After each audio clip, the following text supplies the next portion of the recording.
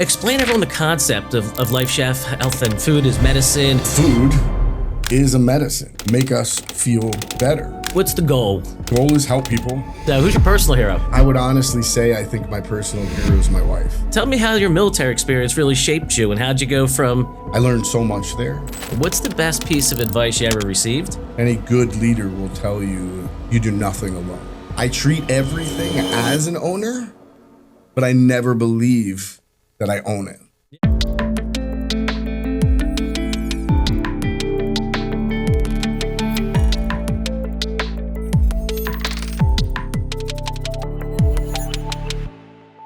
Welcome to Built to Scale. I'm Anthony Mangialuzzo, here with good friend and first live guest, President of LifeChef Health, Roy Leitstein. Roy, how we doing? We're wonderful. I'm above ground. We set the bar low. This way we're never disappointed. Guess what? We always find a way to cure disappointment, I think, together. So I obviously had met you, CEO of Legacy Treatment at the time. When did you take over Legacy? Legacy Treatment Services. Actually, I started Legacy. Goes back to the core, 2006. It was the Children's Home of Burlington County. Merging with the drink. And then later on we merged with Drink Behavioral Health, created Legacy Treatment Services, and scaled that across New Jersey in order to be able to help folks. We grew from helping 150 people a year to more than 20,000. It's crazy. Surviving and thriving, right? Yes. When, it's interesting when you go through marketing changes, right? And little secret, I hated the name Legacy Treatment, right? Legacy Treatment Services. I thought it sounded like an end-of-life planning company, right? But yeah, I could see that. But we were paying homage to two nonprofits that one went all the way back to 1864, and so the boards created Legacy Treatment Services, and basically what we said was there a way, right? We created from surviving to thriving. Was the notion that it wasn't just about helping people, but it was about teaching people that they could be helpful and thrive in their world. And interesting, we were talking a little bit offline. So we've been friends since around 2006. So we could do the math backwards. So long time. I'm horrible at math. So we got calculators. I think that's roughly 20 years ago. But one thing you were good at was serving the country. Tell me how your military experience really shaped you and how'd you go from being in the military up to CEO now, our president and CEO of different companies, private equity you've done a little bit with. So, it's a little bit of a varied background here. Yeah, for sure. At the heart of who I am is the infantry, United States Army. I learned so much there. You learn discipline, right? And you learn esprit de corps, right? You learn the notion that you should be working towards something that is greater than yourself. And then you learn to love people that you might not like because your life could depend on it, right? And so for me, what most impacted me in the Army was the fact that if not you, then who? The notion that if you don't do what you need to do, there's nobody else that's going to do it, right? There's only two guys in a foxhole, right? And so you sort of carry that. I've carried that with me in my leadership style all throughout my career, right? Which was to inspire folks with the notion that what you're doing has a greater purpose than just you, and that the people that you're privileged to work with every day, they count on you. And so you actually got to follow through with it. So you got someone, maybe someone serving right now listening to this, maybe someone working an entry-level job, and they're like, you see these people, you see these companies. Like I remember going to events and we're like the $500 sponsor. And, Ed Hutchinson used to sponsor everything. It's like, how did he get $10,000 to do this, right? And, we're there now sponsoring some of those things. So what advice would you give someone working through the ranks to say, hey, I'm going to be Roy, I'm going to be a president, I'm going to be a CEO, I'm going to lead a company. How do you get there? Yeah, well, the first thing I would say is don't be a Roy, be a you, right? For sure, right? But the other is I came from a really rough background, right? I literally came from nothing, right? I was abused, neglected kid, got kicked out of my house at 10 years old. My father was an addict. And so when you find yourself, in the military, the world is truly your oyster. Anything is actually possible. Nothing comes to you. You have to work for it. All of it. All the time. Never stop. That's the idea.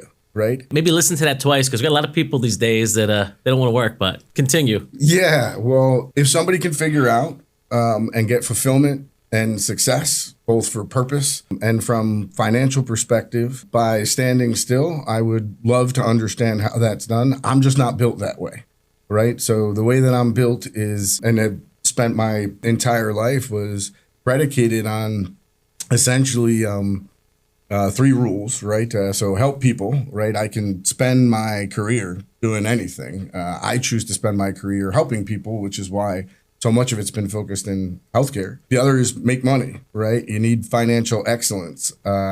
Those two are not unrelated to each other, right? Anything that's worth building and scaling and doing needs financial excellence, whether it's a nonprofit, whether it's a for-profit, whether it's PE or venture, right? For long-term sustainability. And the third one, which is the most important, is no narcissists. I've yet to actually find a narcissist that anybody wants to work with that's good at helping people. They can be very good at making money, but not really the people that I want to spend my time with. Interesting. So let's switch gears for a second. So you obviously helped a lot of people with legacy. And, you switched over now to LifeChef Health, which is going to help people. Full disclosure for listen, I'm an investor, and a few of my friends are. Explain everyone the concept of LifeChef Health and food as medicine, and what's the goal? Yeah, again, the goal is help people, right? So LifeChef Health is a unique entity in the food as medicine space, right? And there's a lot of noise out there with food as medicine, right? Because of the MAHA movement, right? Yep. But what we've known for more than a decade, pioneers in the field, is that food is a medicine. It can make us feel better. In fact, roots of that were found in behavioral health care and all across your journey on a personal level. You said I should have a Big Mac? It's not healthy every day? So, but actually, it's a great point, right? So we use food as celebration, right? You're Italian. My wife is Italian, right? Like, we celebrate with food. Food brings people together. Food brings us joy. Well, what LifeChef Health does is it implements food as medicine through registered dietitians, medically tailored meals to treat chronic care patients, to improve patients' lives. And the results are staggering, right? So we can see reverse disease state from type 2 diabetes by simply eating healthy, portioned food that's specifically designed to treat a medical condition. And that just makes sense, right? So that just makes sense. Overall, what we look to do right now, and we're on the verge of so much technology and advancements in both the medical field, right, and the technological universe, and intertwining those together, that LifeChef Health has positioned itself in the marketplace so that ultimately we'll be able to tie disease state to specific diets over the course of a period of time to help people get better. And the tech aspect I wanted to ask you about, I looked at obviously the documents and all that. You're monitoring people too for real-time results. You could see the impact through your company, right? Yeah, that's absolutely right. LifeChef Health has a remote patient monitoring contingent, and our medically tailored meals are QR coded, right, to macro state nutrient levels right now. But ultimately, for our members, we call them members because we are building a community out there, and there's a whole food as medicine community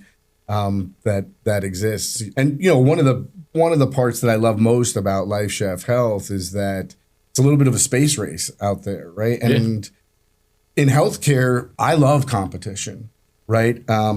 Because we should all be so lucky that we're competing to help as many people as possible. It's a cool concept. So I like it. And look, I mean, I went to years ago, I went to like a medical dietitian guy just because I didn't feel like I was, doing the right things.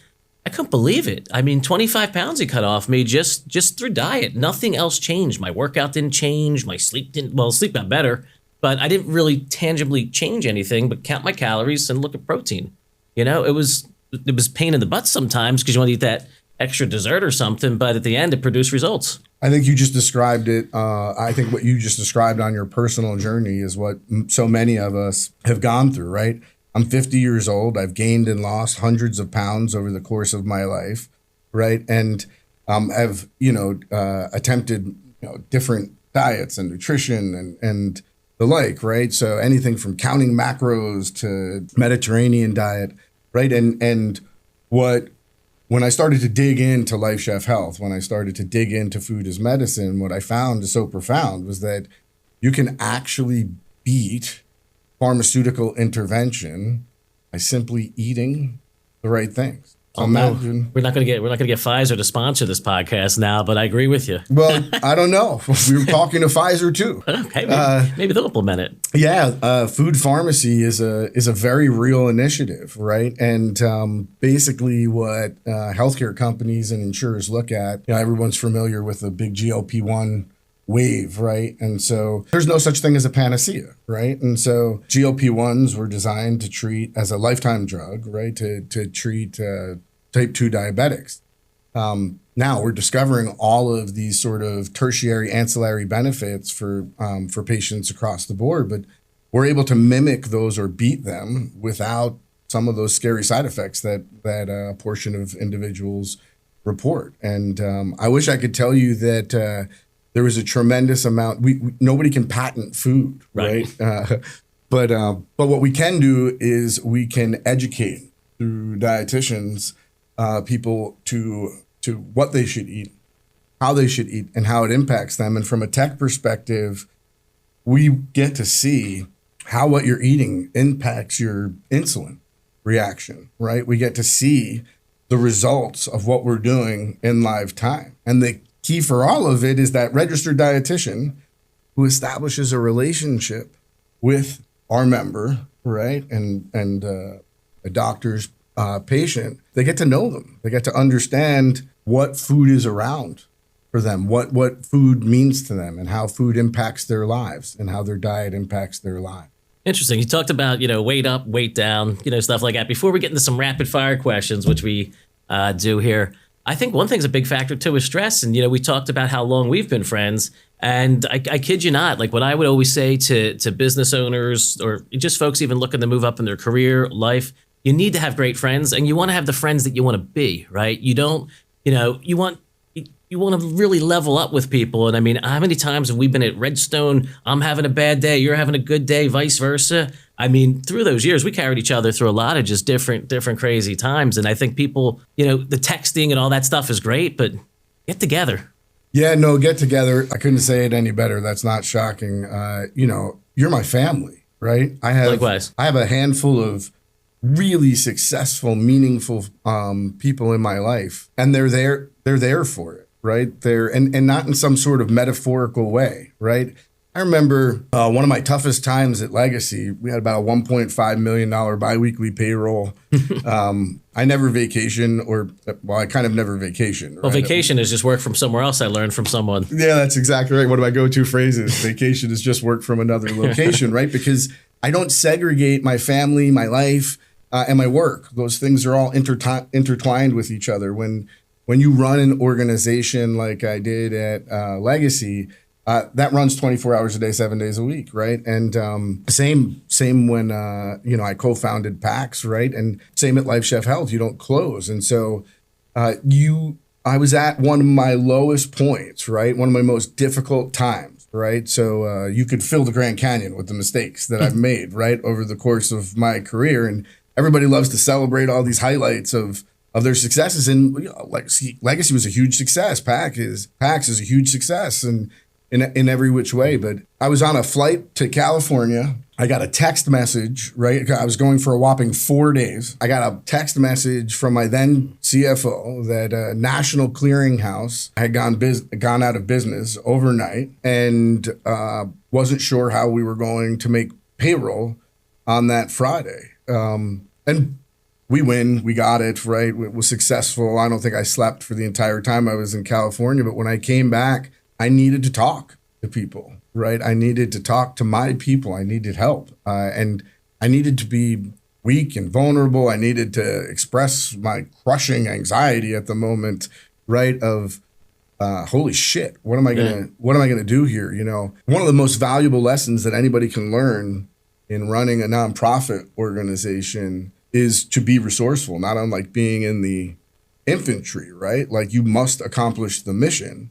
And so there is no fail safe, right? You don't, in the nonprofit space, you can't go to a group of investors and say, hey, we need to raise more capital, right, in order for us to be able to scale or grow, right? Banks have a very hard time understanding nonprofit organizations because traditional nonprofit organizations don't operate on an EBITDA or a margin, right? And so those instances where you need money, never wait to have cash when you need it, right? Cash is king across all of the universe, regardless of, from my perspective, whether you're a nonprofit, whether you're private equity backed or in the venture universe, you need to be able to have the reserves in order to meet the need. And for me, the most important aspect of my life is that I am surrounded by people like you and Dr. DeFabio, and we both know Teen Hansen Turton over at Wood Services, and I have a handful of super successful folks that, they are my life, along with my family, which is why I created a family office, right, with my wife and my son and eventually my daughter, because for me, the most important part of life are the experiences and the people that I get to share them with. Time is really all we have, if you really think about it. Let's do a little rapid fire. So I asked you two, who is your business hero? Who is my business hero? I would say Jim Casey. Jim Casey was the founder of UPS, right? And not because they're getting your packages to your house on time anymore, right? So, but Jim Casey formed UPS, right? Scaled huge, right? Logistics company, and then established both the United Way and the Annie E. Casey Foundation, which have had national and global impact on society. For me, the financial motivation and financial success, which is mandatory, right, especially in the nonprofit space, right. For me, it's about what do those resources go to, right? It's not for me, right? I was a really happy person in the Army. I was happy when I was living in a 900 square foot home, and I first bottle of wine I think I had with my wife was Sutter Home White Zinfandel, and it was $9.99, right? That's like $4,000 a bottle, probably. With inflation, but yeah, that's 100% correct. So, who's your personal hero? Oh, who's my personal hero? It's really across the board. I would honestly say I think my personal hero is my wife. We've been married for 25 years, and any good leader will tell you you do nothing alone. And so I'm 50 years old. I came from a place where you felt unloved, unwanted, and to share that, like, I never feel like I'm alone. That's good. And she better listen into this now. I'm going to email her, text her. If you can figure out how to tell my wife to do something, please let me know if it works. I'll send her the snippet of the video. So we'll go with two more rapid fires. I always like to ask and I'm going to give you one that you gave me to share. What's the best piece of advice you ever received? You said to me one day, I was stressed out at Redstone, I think it was, and you said, and I could get it a little off, worry is the tax or the interest that you pay on a situation that did not yet occur. So I always like that one. So what's the best advice you got? I think the best advice that I ever got from the CEO at Woods. Most folks don't understand the nonprofit space, right? And so I was going at it with one of my board members, and she said, "You never own a nonprofit." And it's interesting, right? It's an interesting piece of advice, right? And so even for the companies that I own, right, or the entrepreneurs that I work with, and I have different pieces of these companies, right, or LifeChef Health, I treat everything as an owner, but I never believe that I own it. Yeah. Right. And what that really taught me was to be unemotional about the choices and the decisions that you make in order for the success of your business to scale and meet its mission and its, and its financial goal. But it's funny you say that, but every time, I don't know why, it's just the building, right? Like, I'm involved with Jersey Man and Liberty Fox and Cyber. Like, I'm an active participant, feel like an owner. The building, it's like 7-8 years I own the building. I still walk in, I'm like, wow, that's a nice building. Who does? And then I'm like, oh, wait, you own it. Like, it's funny to say it that way. So last rapid fire, in one word, how would you describe yourself? Only one word. ROI. Love it. That's a great word. Yeah. So, and that's a real critique. Actually got 3 words, but it's abbreviated. So that's an ROI. We make our own rules, right? Yeah. Return on investment. Ultimately, what I look at, Anthony, is that in order to bring true value to any platform, you have to bring return on investment. And whether you're at a nonprofit and you're valuing and measuring that return on investment based on who you're helping and the outcomes that are driven there, or you're in a for-profit entity that has financial targets, which nonprofits do. That's often misunderstood. They're businesses. Yeah. People don't get that. They're businesses. Best lesson I ever taught, right? I taught finance for many years, right? And in healthcare and in the nonprofit space is no money, no mission. Ultimately, nonprofits and their leadership are faced with the most improbable question that you could possibly imagine. Quite frankly, the same one that any healthcare entity for profit does, which is, how can I make the most impact with the dollars that I have? And I have to close things, and I have to say no. I have to contract. I have to be financially aware and make intelligent financial decisions. Now, nonprofits traditionally have a more liberal mechanism to be able to say, I'm knowingly going to fund something that isn't going to be financially sustainable, right? So my winners have to pay for my losers, right? Until you find yourself in the fetal position on a flight to California and you need to make a $1.5 million payroll. So back to the... I just say we'll take us to a little close here. So now we talked, a lot about your experience, your journey. Right now, just zoned in, what excites you the most about LifeChef Health? What do you think the future is?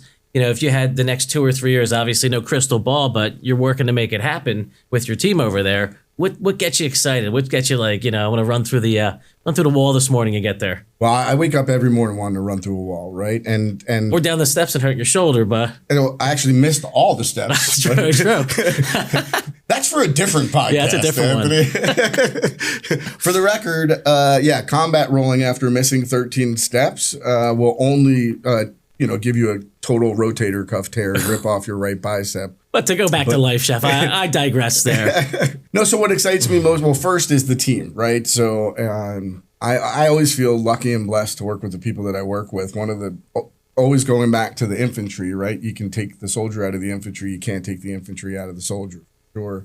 And so one of the most valuable lessons that I learned there was that you don't pick your teammates, right? It's not like you get to decide who's going to be in your squad or in your platoon or in your unit. And so you really learn to bring out the best as a leader in the people around you and see value where other people might not see value. Many times when entrepreneurs are trying to get something launched and off the ground, the potential investors will ask them what their big audacious goal is. And for me, what's most exciting about LifeChef Health is the ability to actually move the needle in innovative healthcare. I can help my 79-year-old father-in-law, right, through LifeChef Health. We're going to help change the shape of healthcare across the country. LifeChef Health is launching across the entire eastern seaboard with various health systems and entities, right? Large scale individuals. New York has invested $7.1 billion, $7.1 billion, right? Billion. That's exactly right. Billion. Just to help people. And LifeChef Health is the ability to has the ability to be there. And there are other individuals out there, other companies that mimic what it is that we do and are in the same space. And I know it's counter to what traditional healthcare CEOs may see, but I'm rooting for them, right? They make us a better organization. But Make no bones about it. We're trying to help people one at a time to change the world and make it healthier. It's just crazy for those that listen into the podcast. So you're the fourth guest that's actually, three of them, one was publicly traded and two have literally, they're all changing the industry and technology. So it just, I love this disruptive factor because, everyone's like, oh, we've been here so long. There's nothing new to invent. There's nothing new to create. And you know what? There's someone out there, while you're sleeping, someone out there's creating something. So that's pretty cool. So Roy, thank you. I appreciate you again. First in-studio guest, longtime friend, and sometimes my shrink. So I really appreciate everything, and that was powerful. That's really good stuff. Well, I can't thank you enough. I never feel worthy being here, right? You are a pioneer in your own right, and this is a perfect example of it, built to scale. At the end of the day, we'll still go back to being dorks and nerds on Commodore 64s, right? And I've got my Luke Skywalker socks on, and if I lose another 5 pounds, I'll be able to wear my R2-D2 ring again. There you go. So, but that's how you got LifeChef health. You got to lose the weight. That's exactly right. I can't thank you enough for having me in studio and for just being part of my family. Nah, love you, man. So anyway, thank you so much on another episode of Built to Scale, and we'll be back with other great entrepreneurs, stories about business and life, and hope you could tune in.